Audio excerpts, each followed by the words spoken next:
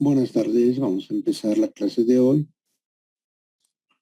con un nuevo tema que son los elementos unidimensionales sometidos a carga axial. Un elemento unidimensional, como su nombre indica, tiene como información base, vamos a ver, un elemento cualquiera,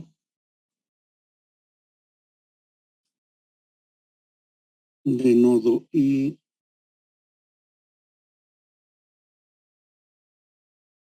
a nodo J, está definido por sus propiedades geométricas como la longitud,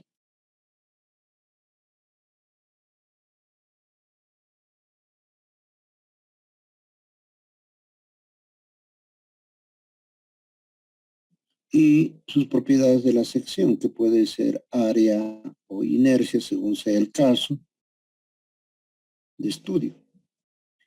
Cuando estamos hablando de un elemento unidimensional sometido a carga axial o a fuerza axial, se puede simular la estructura de la siguiente manera: un elemento unidimensional de longitud L, el cual en su centroide podemos nosotros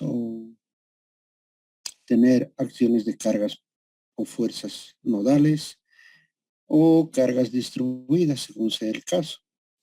Entonces, como es unidimensional, la geometría está dado por el eje X, por la coordenada X. Y el campo de desplazamiento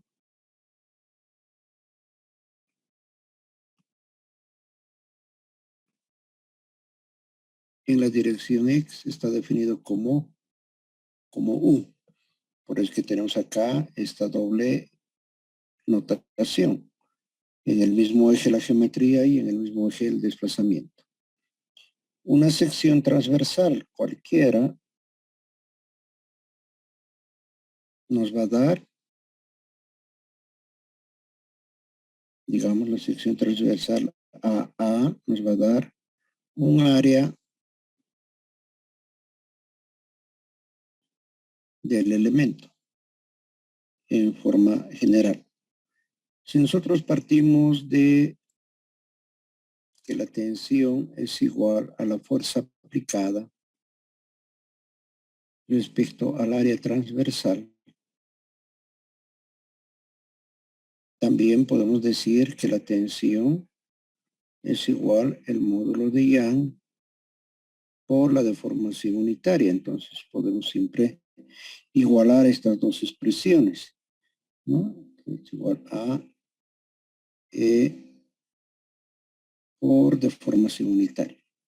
Ahora, la deformación unitaria en el tema anterior habíamos visto que no es nada más que la derivada de U respecto a X. Por tanto, vamos a tener la relación siguiente. F sobre A por E igual a la derivada de U respecto a X, ¿no? Es lo que tenemos en líneas abajo. ¿Cómo podemos resolver este sistema? Si aplicamos el principio de trabajo virtual, es que vamos a tener la siguiente relación. La energía interna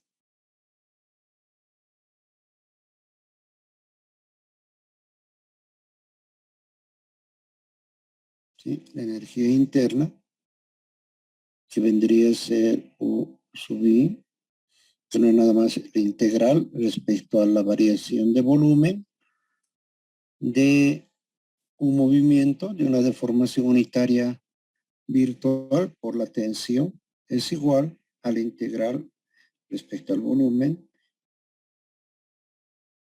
de la tensión con respecto a, este es dB, ¿no?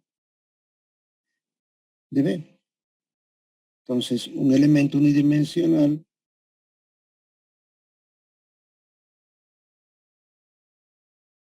de longitud L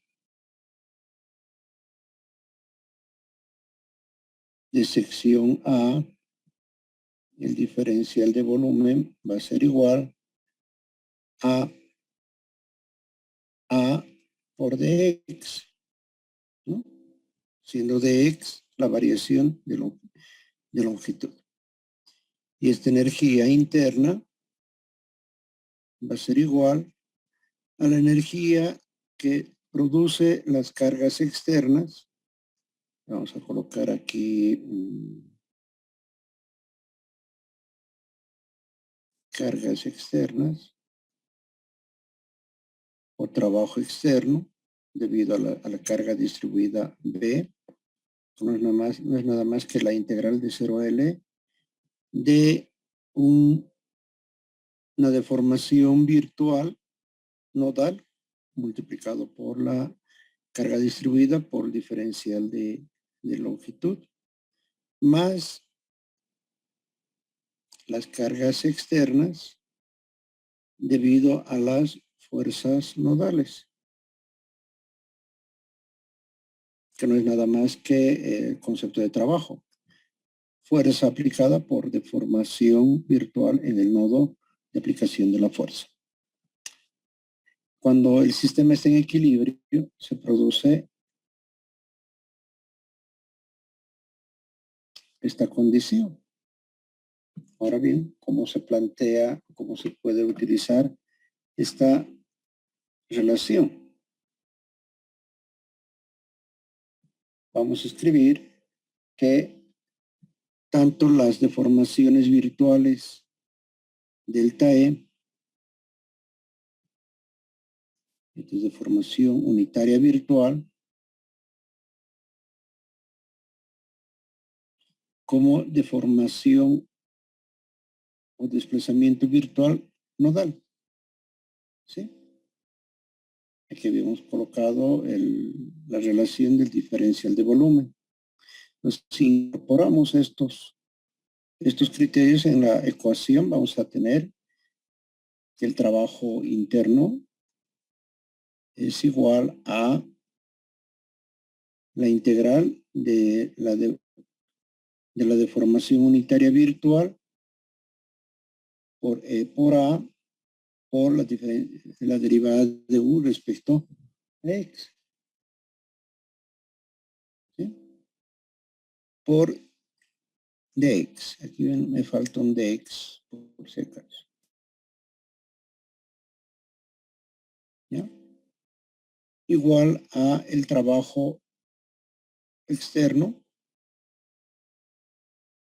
en una primera parte con respecto a la carga distribuida y en la segunda parte a las fuerzas nodales.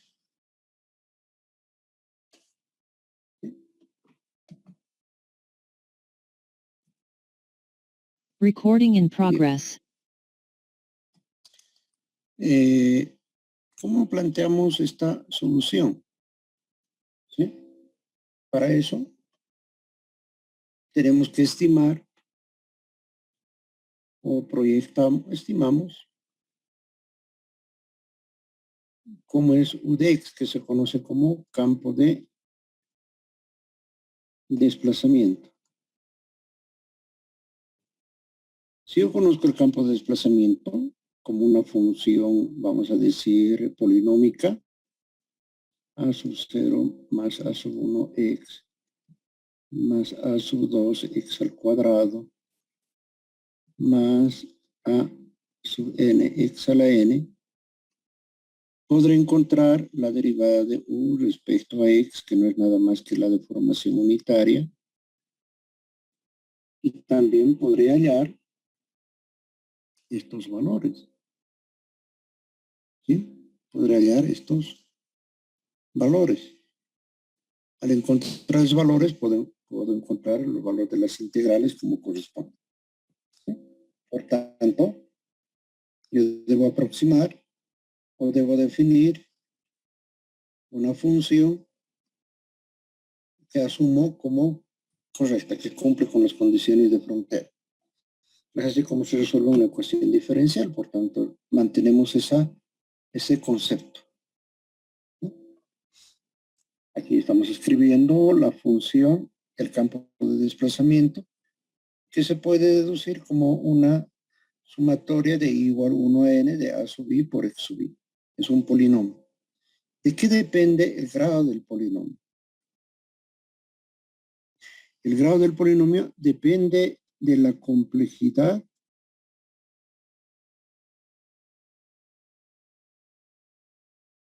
en este caso del fenómeno de estudio, del caso de estudio.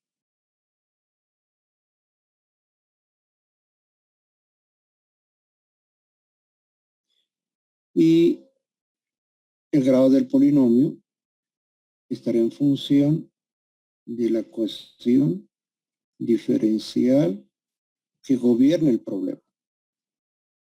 ¿Sí? Entonces, mientras la ecuación diferencial sea simple, entonces tendremos un grado del polinomio sí más simple que si tenemos una ecuación diferencial de mayor orden, ¿no? En nuestro caso, la ecuación diferencial diría E es igual a E por la derivada de U respecto a X, o que lo que es lo mismo decir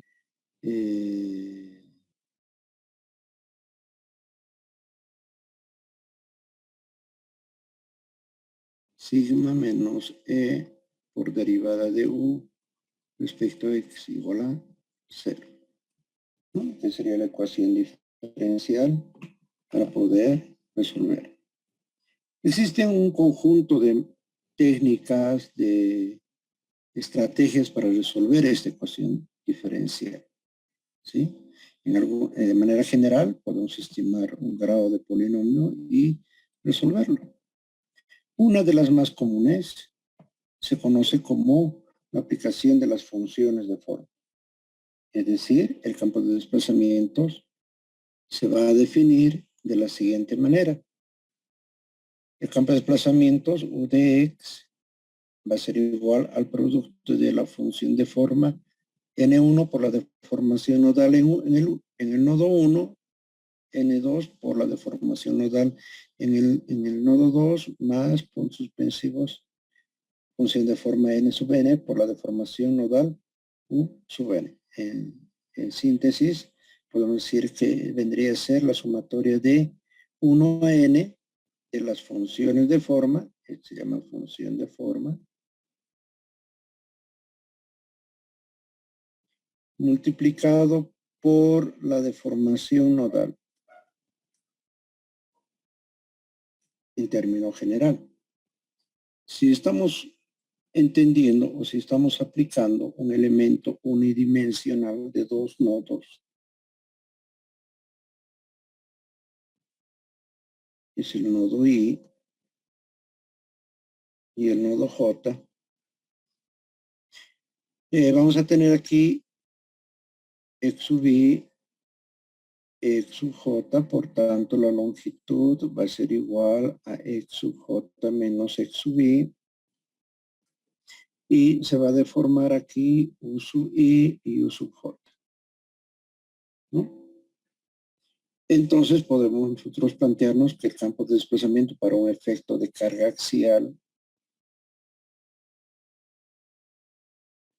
podemos plantearnos con las deformaciones de los dos nodos. Entonces podré escribir hasta aquí.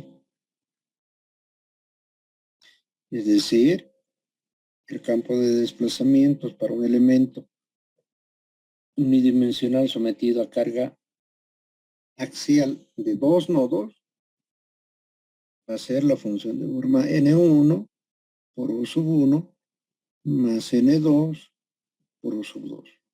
Es lo mismo de decir sumatoria de I igual 1 a N de N sub I por U sub I, ¿no? O sea, mismo concepto. Cuando aplicamos esta técnica, partimos de algunos conceptos. ¿Sí? Los conceptos es una función de forma n sub i, que en este caso depende de x, va a valer 1 en el nodo i, va a valer 0 en el resto de los nodos. Eso quiere decir que si este es el nodo, si este es el elemento del nodo i al nodo j, va a valer 1 en el nodo i y podrá valer 0 en el resto de los nodos. Esta se conoce como función de interpolación.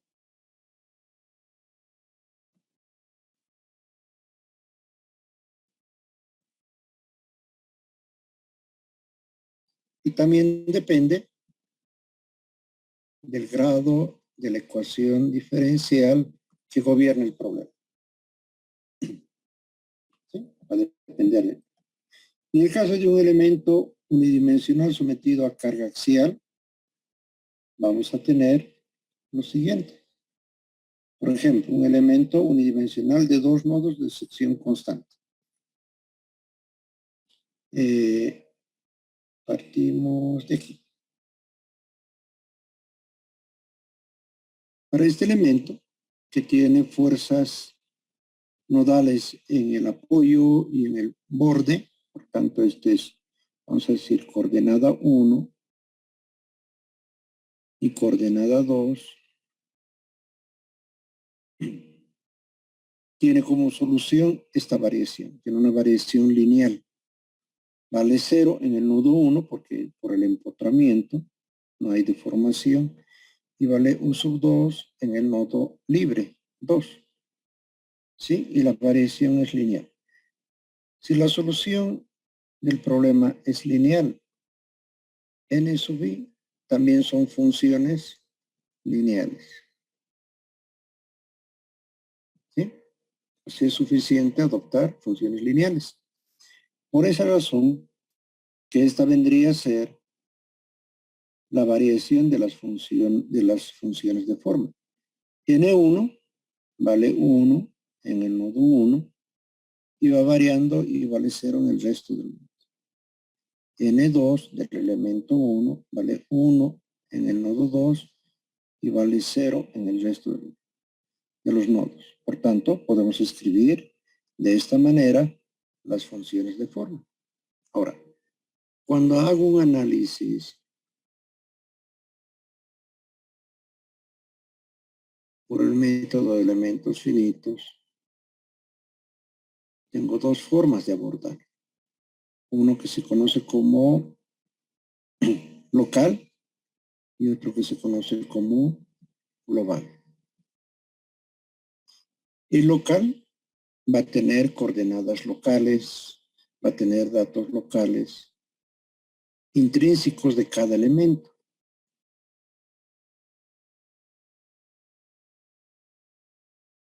Y cuando tenemos coordenadas globales, vamos a tener datos de propiedades de geometría y propiedades físico-geométricas, también de cada elemento, pero en forma global, ¿no? En forma global. Es común, si yo tengo un elemento E, voy a decir, esta es la función de forma N1 del elemento E. En forma global, simplemente diré función de forma N1. Esta será la función de forma N2 del elemento E, que va a ser igual a la función de forma N2 global. Pero la diferencia entre coordenadas locales y globales es básicamente el superíndice. Obviamente cuando tenemos dos elementos unidimensionales de dos nodos va a resultar ser lo mismo. Pero la diferencia va a ser los subíndices que me indican el elemento al cual estoy analizando. Bien. Si es así, puedo escribir estas funciones de forma. Acá, a ver, vamos a ver. Ahí. Vamos a escribir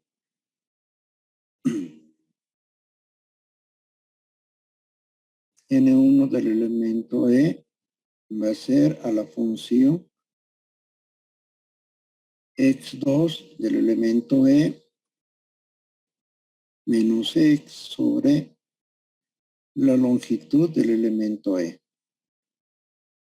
Si nosotros validamos para x igual x1, entonces N1 del elemento E va a valer 1, porque va a ser x2 menos x1, L entre L, 1.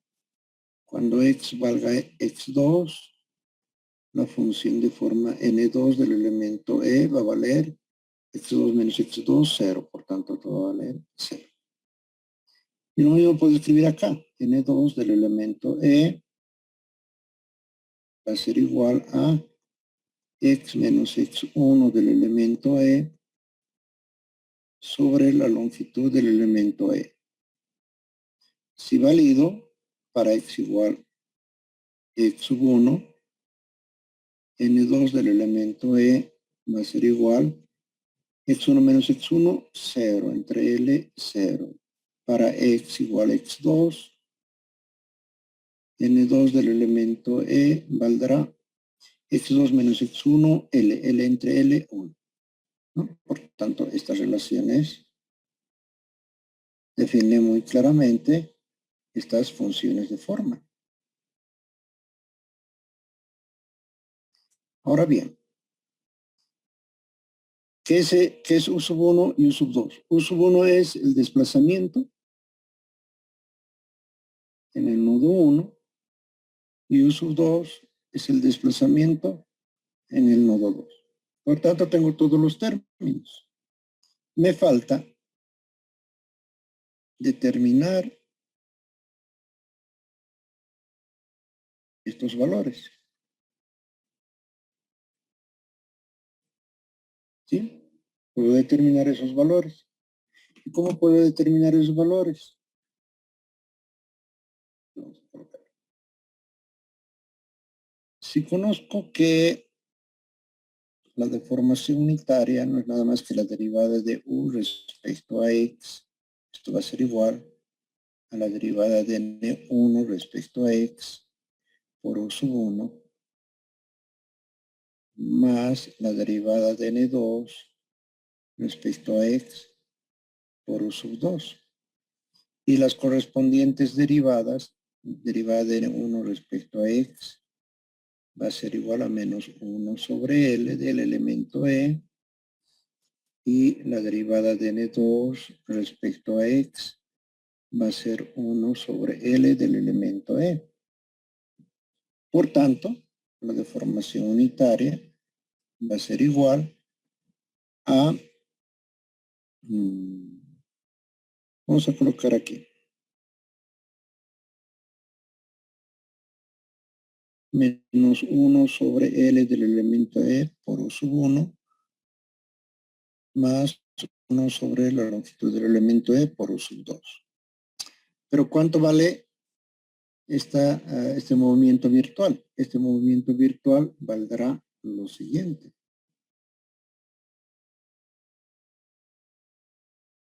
Valdrá derivada de N1 respecto a X por delta U sub 1 más derivada de N2 respecto a X por delta U sub 2.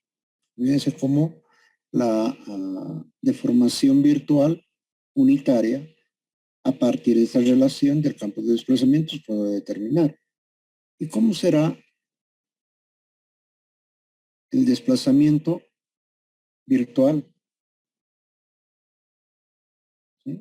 ¿Cómo será el desplazamiento virtual? Será N1 por deformación virtual en 1 más N2 por deformación virtual N2. Por tanto, ya tengo todos los elementos que puedo colocar en mi ecuación de equilibrio a través de trabajo virtual.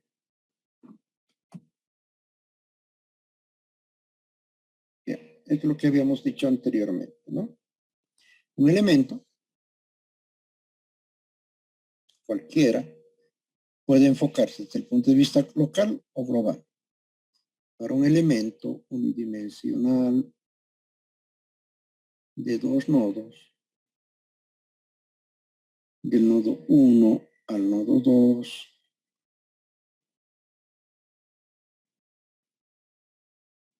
tanto global como local es el mismo. Es el elemento E, ¿no? Elemento E. Las coordenadas será x1 del elemento E y x2 del elemento E. x1 del elemento 1, x2 del elemento 1. Y en global no tienen subíndice x1 y x2. Los desplazamientos. Tengo un desplazamiento en el nodo 1 del elemento 1 y un desplazamiento 2 en el elemento 1, ¿no? Y globalmente va a ser desplazamiento en el nodo 1 y desplazamiento en el nodo 2. Por tanto, cuando estoy trabajando tanto en coordenadas locales como globales para un elemento unidimensional de dos nodos, es prácticamente lo mismo. ¿Ya? Aquí estoy calculando las derivadas que la hice anteriormente. Por tanto, puedo escribir a través de la definición de la deformación unitaria encontrado esto, ¿no? Que lo hemos escrito anteriormente. Ahora sí puedo escribir cada uno de los términos, ¿no? Ya tengo este término. E por A es una constante. E es fácil de poder determinar, ¿no? Entonces aquí delta E va a ser igual a la derivada de N1 respecto a X por delta U sub 1 más derivada de N2 respecto a X por movimiento virtual en el nodo 2. E es N1 o por U sub 1. A ver, no está bien esto.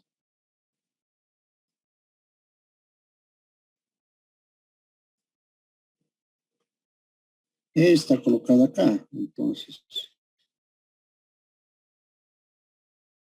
E está colocada acá. Y me faltaría delta U. Aquí me falta delta U. B es constante de X variable. Delta U sub 1 y delta U sub 2 son valores de deformación virtual nodal. Entonces delta U va a ser igual a N1 por delta U sub 1 más N2 por delta U sub 2. Ya tengo todos los términos que puedo utilizar en esta ecuación. Al ser así, es que estoy escribiendo exactamente esos valores que las escribí anteriormente, las puedo reemplazar. Voy a tener esa expresión, ¿no? Este valor es delta E, E por A, esto es E por dx. ¿Cómo es la integral a lo largo de la longitud? Entonces de x1 a x2. Aquí podría haber dicho igual. Aquí estoy escribiendo la energía interna. Aquí estoy colocándole menos. Podría colocar aquí igual, ¿no? Podría haber colocado igual y haber colocado aquí más. ¿No? Podría haber hecho de esa misma manera. Entonces voy a tener integral de 0 a L de, este es delta U por B por dx más la sumatoria de delta U sub I por la fuerza nodal. Y esta viene a ser la deformación, perdón, el trabajo externo, ¿no? Pero fíjense que aquí tengo como incógnitas delta U sub 1 y delta U sub 2. ¿Sí? Entonces, esta que estaba en este término de la carga equivalente que estaba colocado en el segundo número, lo voy a colocar al 1 para poder representar la ecuación de equilibrio que ustedes han aprendido en matricial, ¿no? Que viene a ser estas.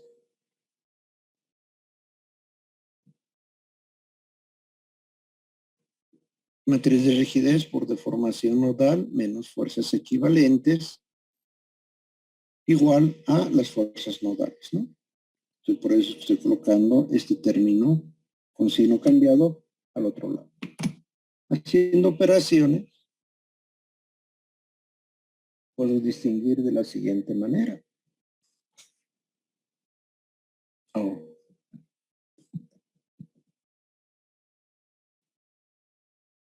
Oh. Ya. Aquí tendría integral de x1 a x2 de este valor. Estoy sumando este por este y este por este. Y vendría a ser esta expresión.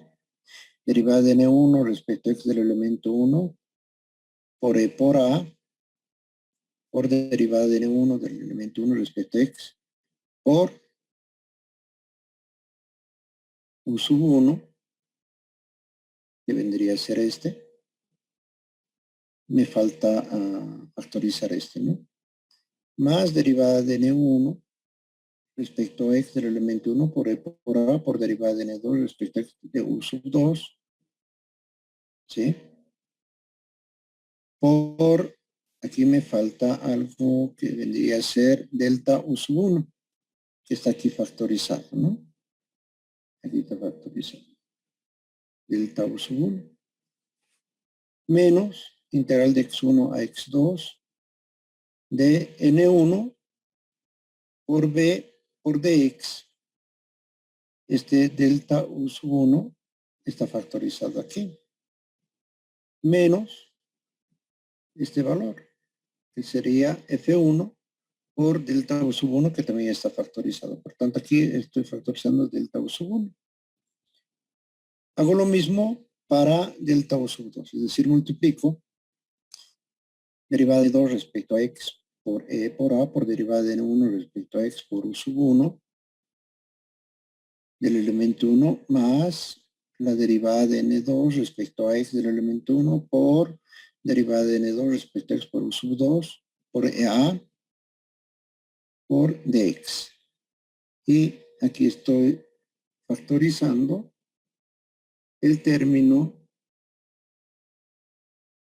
de este término, ¿no? Estoy utilizando este por estos dos.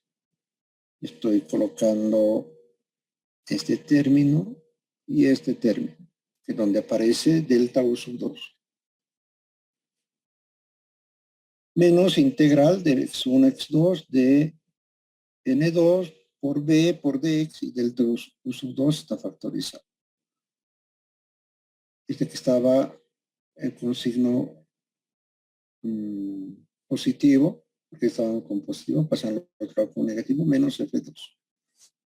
De acá puedo concluir que esta expresión al igualarse a 0, tengo que delta U sub 1 no es 0, porque es un desplazamiento virtual, y delta U sub 2 tampoco puede ser 0, porque es un desplazamiento virtual. ¿Ya? Por tanto, lo que puede ser 0 para que se cumpla la condición es esto, ¿no? todo lo que está entre paréntesis, entre corchetes. ¿Sí? Entonces, de esta ecuación se puede desprender dos condiciones de equilibrio. La primera, que depende de delta U sub 1, y la otra que depende de delta U sub 2. Por tanto, tengo un sistema de ecuaciones aquí. Fíjense que puedo escribir en forma matricial, ¿no? Todo esto puedo convertir en una integral única de x1 del elemento 1 a x2 del elemento 1. Y puedo escribir una sola expresión de manera matricial. Lo mismo que podría hacer acá y lo mismo que podría hacer aquí, ¿no? Eso simplemente lo que he hecho es escribir lo que está entre corchetes, ¿no? Bien, hasta aquí, por favor, porque si no, se van a ir perdiendo.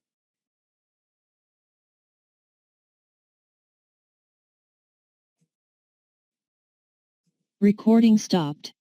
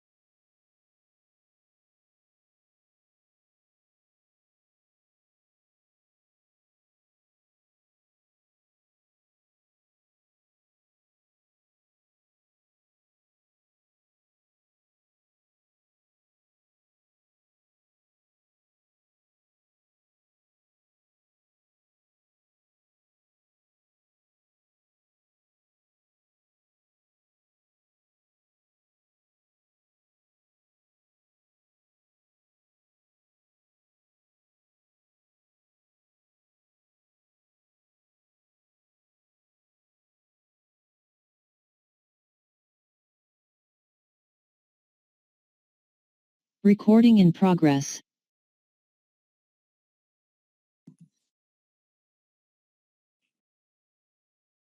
Si nosotros escribimos de manera matricial, vamos a tener esta forma de expresión.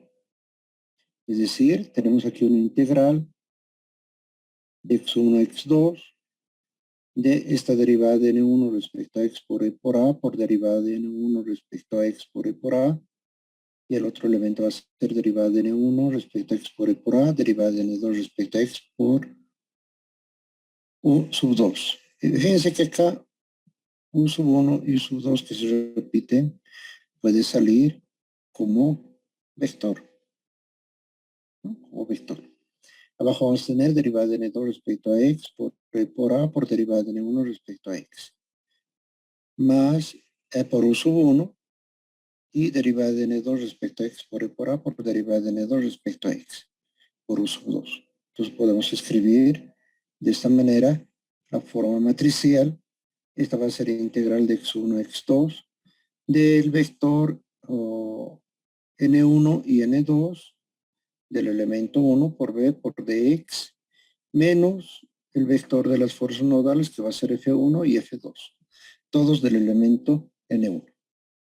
Entonces hemos escrito acá, se conoce como rigidez por el vector de los desplazamientos nodales menos, bueno, aquí está con Chandrupatra, este no está correcto. Vamos a escribir acá lo que es correcto. Matriz de rigidez del elemento 1 por vector de deformación nodal del elemento 1 menos el vector de fuerzas equivalentes del elemento 1 igual a al vector de fuerzas nodales del elemento 1. Debiera ser así nuestra nomenclatura. Esta nomenclatura de Chandrupatra. Claro, esto viene del 2010, pero por eso. Entonces hemos escrito nuestra ecuación de equilibrio, hemos obtenido nuestra ecuación de equilibrio a partir de la ecuación del trabajo virtual, ¿no? Trabajo virtual.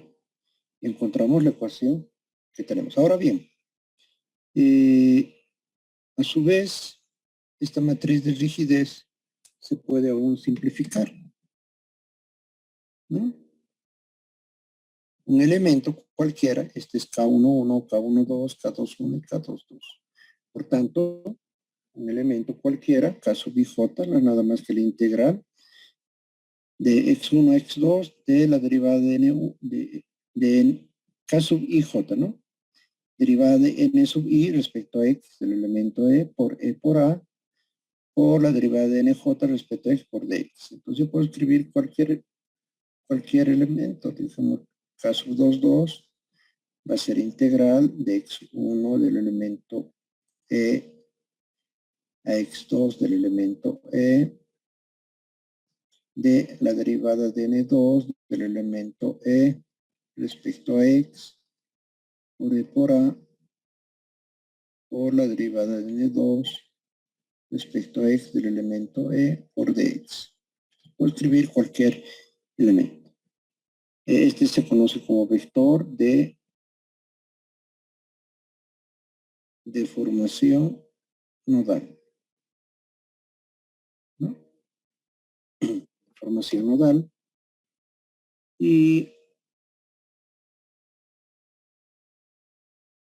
el vector de fuerzas equivalentes, vamos a colocar igual vector de fuerzas equivalentes del elemento 1, no es nada más que la integral de x1 a x2 de las funciones de forma por b por dx.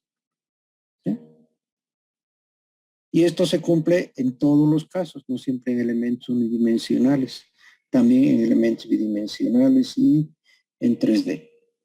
Y esto vendría a ser el vector de fuerzas nodales del elemento 1, que no es nada más las fuerzas de cada uno de los nodos. Ahora bien, si simplificamos y si conocemos de que en el caso de la fuerza axial, la derivada de N1 del elemento E respecto a X es igual a menos 1 sobre L del elemento E, y la derivada de N2 del elemento E respecto a X es igual a 1 sobre L del elemento E.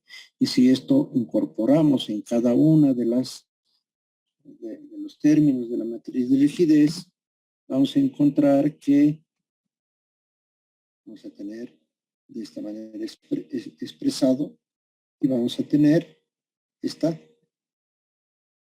relación, ¿no? Aquí la derivada de 1 respecto a X vale menos 1 sobre L. Por A, derivada de N1 respecto a X vale menos 1 sobre L. Derivada de N1 respecto a X vale 1 sobre L. Por A, derivada de N2 respecto a X vale 1 sobre L positivo. Haciendo operaciones, vamos a tener esta expresión. Aquí vamos a tener L cuadrado menos L cuadrado menos 1 sobre L cuadrado y más 1 sobre L cuadrado, que puede salir como factor, y vamos a tener lo que ustedes conocen, la matriz de rigidez para un elemento unidimensional sometidos a carga axial, ¿no? Que es la que han conocido siempre. ¿Sí? Si me falta elevado al cuadrado, ¿no?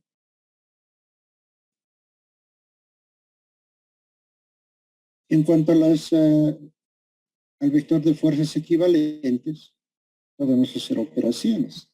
Sabemos de que N1 del elemento E es igual a X2 menos X sobre L del elemento E. Por tanto, si incorporamos este valor, ahí hacemos operaciones, hacemos las integrales. Aquí estamos resolviendo para B constante. ¿Qué significa cuando B es constante? Este es el nodo 1 y este es el nodo 2. Quiere decir que este elemento está sometido a fuerza axial constante. Una carga distribuida a lo largo de su eje. B, constante. Pero no siempre va a ser constante. Esta carga distribuida a lo largo del eje puede ser variable. ¿Sí? En ese caso, las integrales no serán estas. Aquí estamos considerando que B es constante, por eso que estamos pudiendo sacar de la integral el término B, pero no siempre va a ser de esa manera. ¿Sí? Haciendo operaciones, encontramos que esta integral F1 de X1 a X2 de N1 por B por DX siendo B constante, vale B por L sobre 2. Y están todas las operaciones que se están siguiendo para encontrar el valor de la fuerza equivalente. Puedo hacer lo mismo para la fuerza equivalente 2 del elemento 1, que va a ser integral de X1 del elemento 1 a X2 del elemento 1 de N2 por B por DX. Ahora sí, N2 vale X menos X1 del elemento 1 sobre el del elemento, lo que es el que incorporo dentro de la integral. Y voy a encontrar las mismas operaciones. ¿Qué significa? Encontrar las fuerzas equivalentes. Si yo tengo un elemento IJ o 1, 2 con una carga distribuida en su eje B,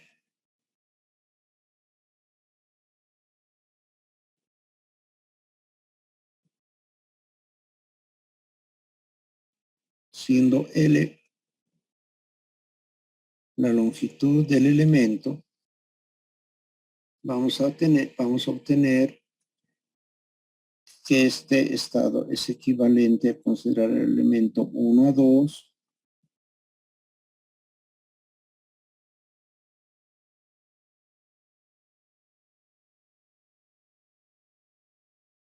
con las fuerzas equivalentes.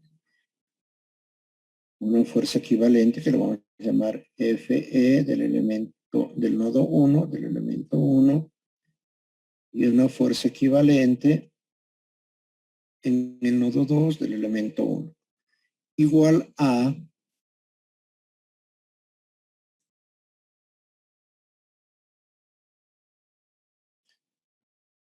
B por L medios en ambos casos, ¿no? B por L medios, que también se podrá escribir como B por L medios 1, 1.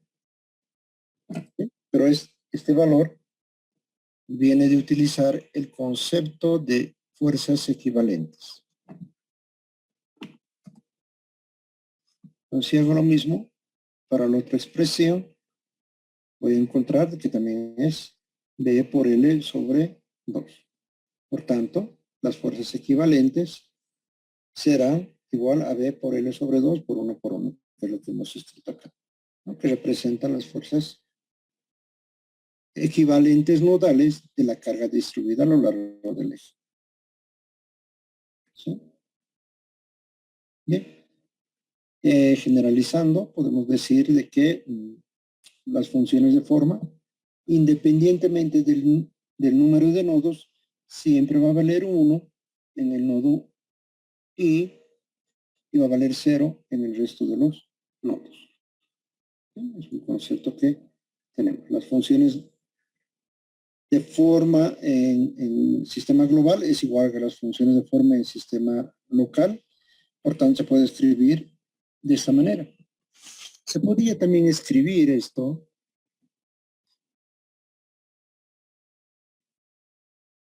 directamente como N1 por U sub 1 más N2 por U sub 2. No colocar subíndice global, porque se supone que si no tiene subíndice, estamos en nomenclatura global.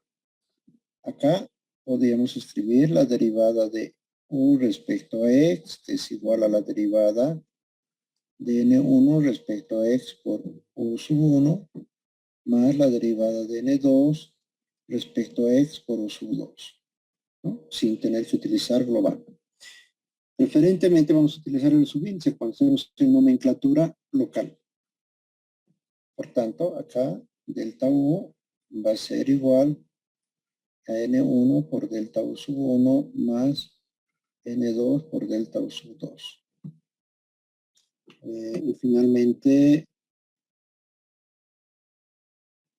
delta E, que podemos escribir como la derivada de N1 respecto a X por delta U sub 1 más la derivada de N2 respecto a X por delta U sub 2.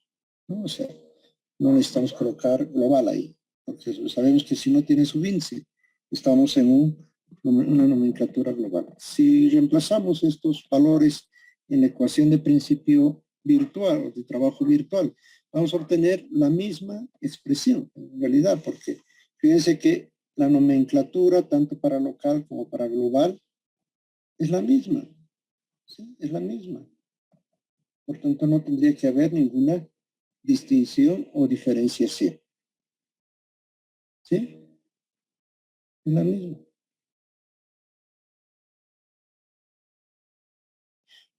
Por tanto, llegamos al mismo valor, a la misma expresión.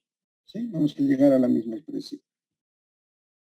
Eso quiere decir que yo puedo deducir la ecuación de equilibrio, ya sea utilizando las coordenadas locales o utilizando las coordenadas globales, de la misma manera, en la misma expresión, ¿no? Eso es lógico, además de poder obtener.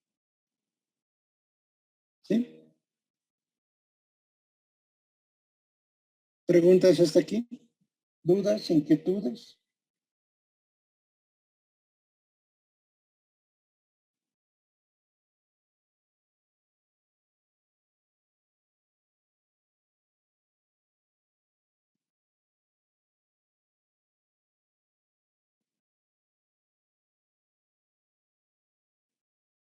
¿Preguntas, señora?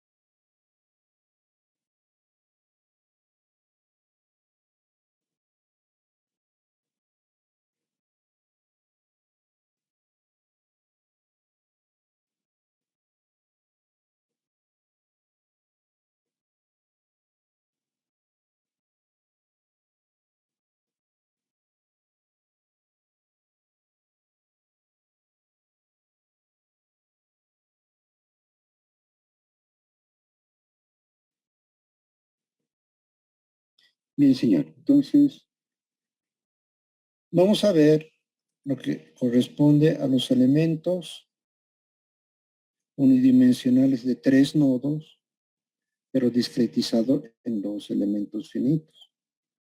¿Ya? Ahora tenemos un elemento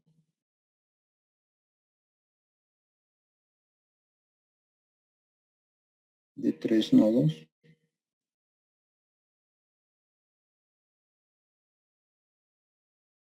Vamos a colocar aquí nodo 1, nodo 2 y nodo 3. Pero tengo el elemento 1 y el elemento 2. ¿Sí? Son 2 elementos finitos. Y vamos a resolver tanto en la forma global como en la forma local, ¿no? Que básicamente es muy parecido, pero aquí ya tenemos una variación, ¿no? La forma de escribir localmente y globalmente ya no es exactamente igual, pero vamos a llegar al mismo término. Preguntas, señores, ¿no hay preguntas? ¿Seguro que no hay preguntas? Porque después en el examen hacemos mención de todo lo que hablamos, pero como no han entendido, hacen cualquier cosa menos lo que te corresponde.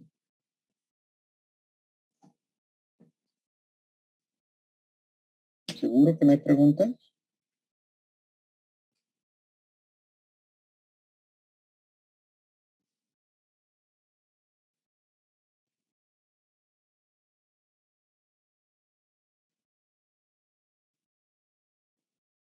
Bien, señor, vamos a quedar aquí y nos vemos mañana para completar el tema y concluir con algunos ejercicios. ¿Sí? Estamos haciendo paso a paso esta primera parte porque todo lo que hagamos acá se va a replicar en el resto de los elementos de la misma manera. ¿Sí? De la misma manera, con el mismo grado o conceptual, digamos. Obviamente, las relaciones constitutivas serán diferentes, pero es exactamente lo mismo, ¿sí? En el procedimiento matemático, ¿no? Bien, como no hay preguntas, quedamos acá, señores. Nos veríamos la siguiente clase.